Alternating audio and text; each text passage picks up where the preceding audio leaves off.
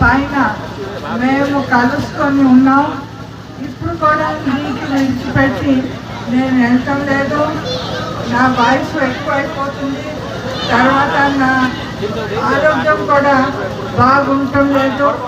అందుకని మీ అందరికీ తగినట్టు ఒక మంచి మనిషి ఎవరు మీ పని చేస్తారో, మీతో ఉంటారో, మీ దుఃఖాలు సుఖాల మీద కూడా అతను వాట తీసుకుంటాడు. అలాంటి వారికి మేము ఎంచుకొని అన్ని పెద్దలకి అడుక్కొని మేము ఎంచుకున్నాం.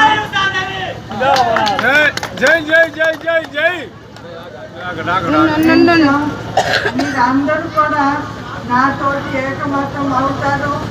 నాకు ఎలాగా మీరందరూ ప్రేమతో చాలా చాలా ఓట్ల మీద చీడిపూడిలో ఒక్క ఓటు వెళ్ళకుండా నాకు మీరు ఎలాగిచ్చేవారో